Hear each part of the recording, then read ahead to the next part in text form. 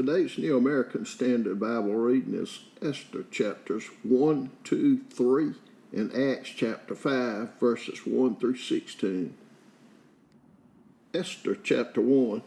Now it took place in the days of Ahasuerus, the Ahasuerus who reigned from India to Ethiopia over 127 provinces. In those days, as King Ahasuerus sat on his royal throne, which was in Susa, the capital, in the 3rd year of his reign, he gave a banquet for all his princes and attendants, the army officers of Persia and Media, the nobles, and the princes of his provinces being in his presence. And he displayed the riches of his royal glory and the splendor of his great majesty for many days, 180 days. And when those days were completed, the king gave a banquet lasting 7 days for all the people who were present in Susa, the capital, from the greatest to the least, in the court of the garden of the king's palace.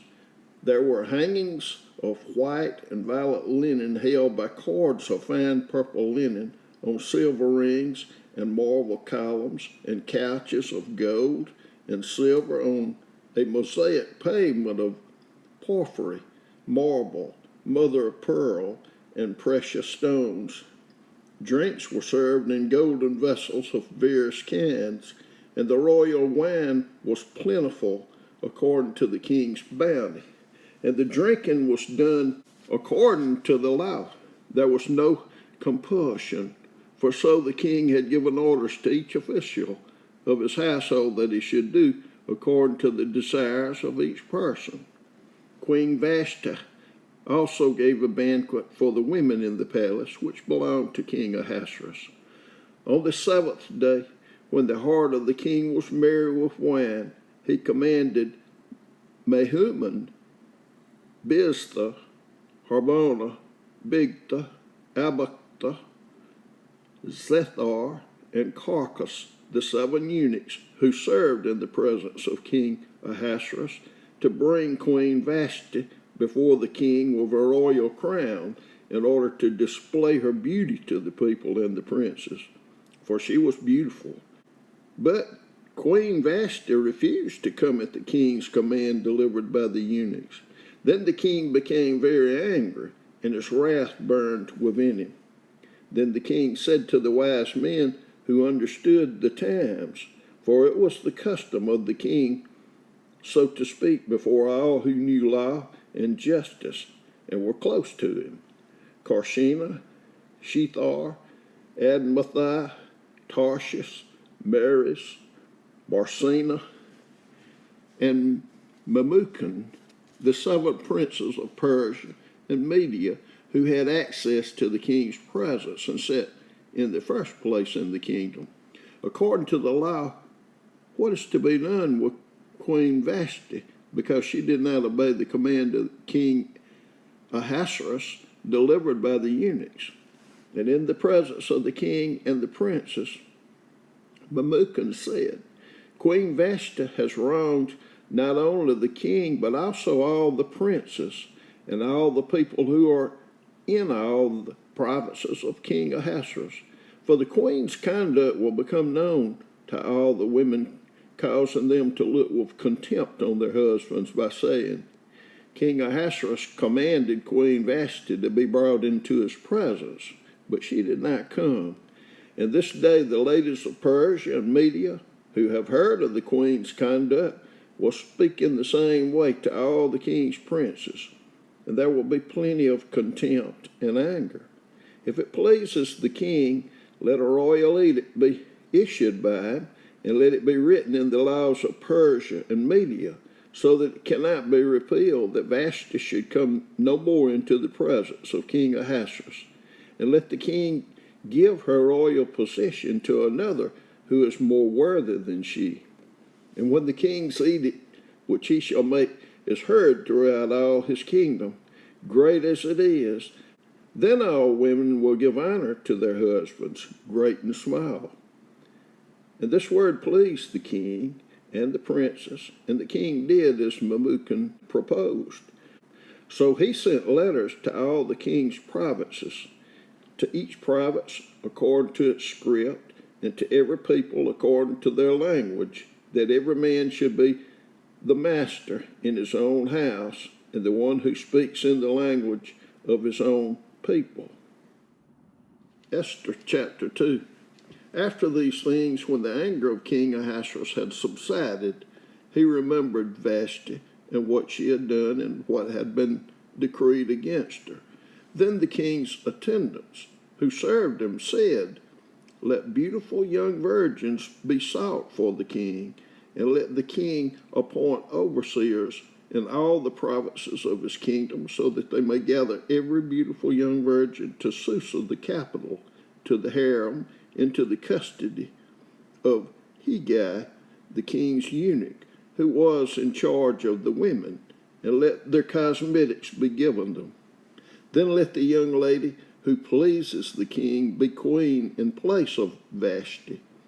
And the matter pleased the king, and he did accordingly. Now there was a Jew in Susa, the capital, whose name was Mordecai, the son of Jair, the son of Shimei, the son of Kish, a Benjamite, who had been taken into exile from Jerusalem when the captives who had been exiled with Jeconiah, king of Judah, whom Nebuchadnezzar, the king of Babylon, had exiled. And he was bringing up Hadassah, that is, Esther, his uncle's daughter, for she had neither father nor mother. Now the young lady was beautiful of form and face, and when her father and mother died, Mordecai took her as his own daughter.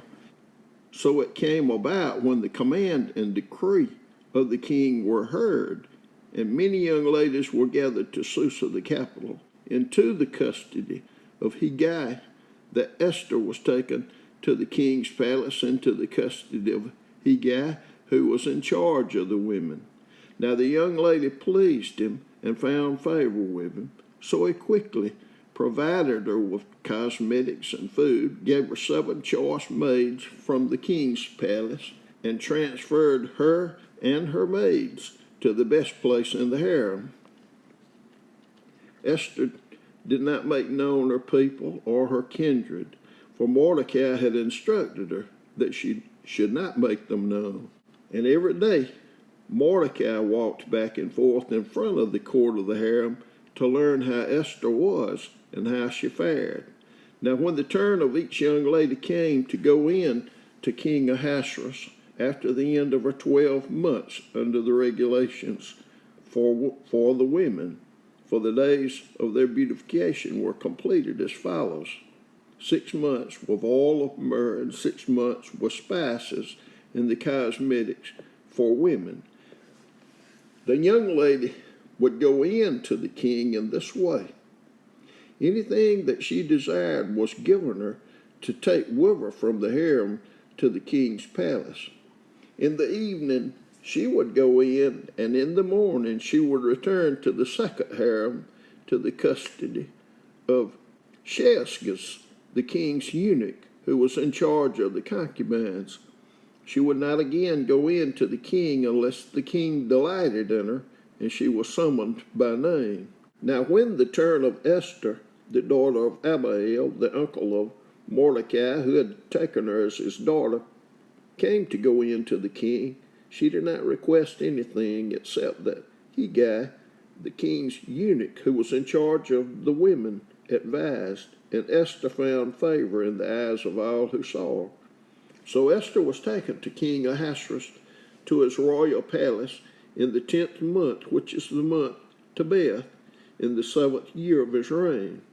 And the king loved Esther more than all the women, and she found favor and kindness with him more than all the virgins, so that he set the royal crown on her head and made her queen instead of Vashti. Then the king gave a great banquet, Esther's banquet, for all his princes and his servants. He also made a holiday for the provinces and gave gifts according to the king's bounty.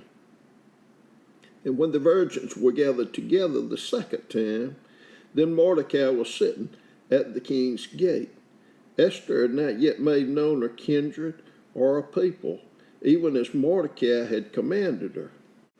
For Esther did what Mordecai told her, as she had done when under his care. In those days, while Mordecai was sitting at the king's gate, Bigthan and Teresh, two of the king's officials from those who guarded the door, became angry and sought to lay hands on King Ahasuerus. But the plot became known to Mordecai, and he told Queen Esther. And Esther informed the king in Mordecai's name. Now when the plot was investigated and found to be so, they were both hanged on the gallows, and it was written in the book of the Chronicles in the king's presence. Esther Chapter 3. After these events, King Ahasuerus promoted Haman, the son of Hammedatha, the Agagite, and advanced him and established his authority over all the princes who were with him. And all the king's servants who were at the king's gate bowed down and paid homage to Haman, for so the king had commanded concerning him. But Mordecai neither bowed down nor paid homage. Then the king's servants who were at the king's gate said to Mordecai, "Why are you transgressing the king's command?" Now it was when they had spoken daily to him, and he would not listen to them, that they told Haman to see whether Mordecai's reason would stand, for he had told them that he was a Jew. When Haman saw that Mordecai neither bowed down nor paid homage to him, Haman was filled with rage. But he disdained to lay hands on Mordecai alone, for they had told him who the people of Mordecai were. Therefore Haman sought to destroy all the Jews, the people of Mordecai, who were throughout the whole kingdom of Ahasuerus. In the first month, which is the month Nisan, in the 12th year of King Ahasuerus, Pur, that is, the light, was cast before Haman from day to day, and from month to month, until the 12th month, that is, the month Adar. Then Haman said to King Ahasuerus, "There is a certain people scattered and dispersed among the people in all the provinces of your kingdom. Their laws are different from those of all other people, and they do not observe the king's laws, so it is not in the king's interest to let them remain. If it is pleasing to the king, let it be decreed that they be destroyed, and I will pay 10,000 talents of silver into the hands of those who carry on the king's business to put into the king's treasures." Then the king took a signet ring from his hand and gave it to Haman, the son of Hammedatha, the Agagite, the enemy of the Jews. And the king said to Haman, "The silver is yours, and the people also, to do with them as you please." Then the king's scribes were summoned on the 13th day of the first month, and it was written, just as Haman commanded, to the king's satraps. So the governors who were over each province, and the princes of each people, each province according to its script, each people according to its language, being written in the name of King Ahasuerus and sealed with the king's signet ring. And letters were sent by couriers to all the king's provinces to destroy, to kill, and to annihilate all the Jews, both young and old, women and children, in one day, the 13th day of the 12th month, which is the month Adar, and to seize their possessions as plunder. A copy of the edict to be issued as law in every province was published to all the peoples, so they should be ready for this day. The couriers went out impelled by the king's command while the decree was issued in Susa the capital, and while the king and Haman sat down to drink. The city of Susa was in confusion. Acts chapter 5, verses 1 through 16.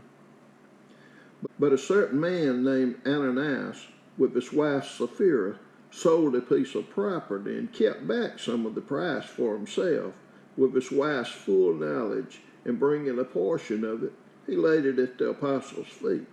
But Peter said, "Ananias, why has Satan filled your heart to lie to the Holy Spirit and to keep back some of the price of the land? While it remained unsold, did it not remain your own? And after it was sold, was it not under your control?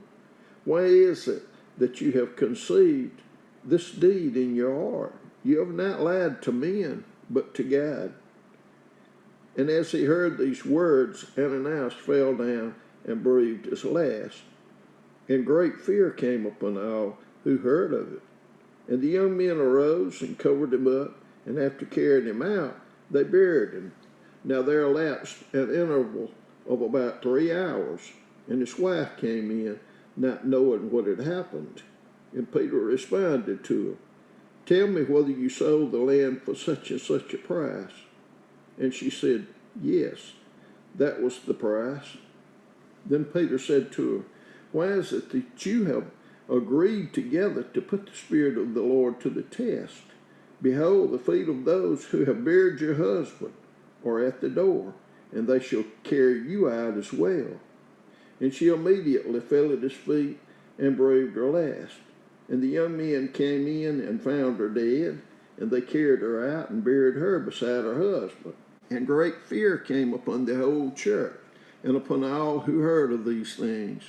And at the hands of the apostles, many signs and wonders were taking place among the people. And they were all with one accord in Solomon's portico. But none of the rest dared to associate with them. However, the people held them in high esteem. And all the more believers in the Lord, multitudes of men and women were constantly added to their number, to such an extent that they even carried the sick out into the streets and laid them on kites and pallets, so that when Peter came by, at least his shadow might fall on any one of them. And also the people from the cities in the vicinity of Jerusalem were coming together, bringing people who were sick or afflicted with unclean spirits, and they were all being healed.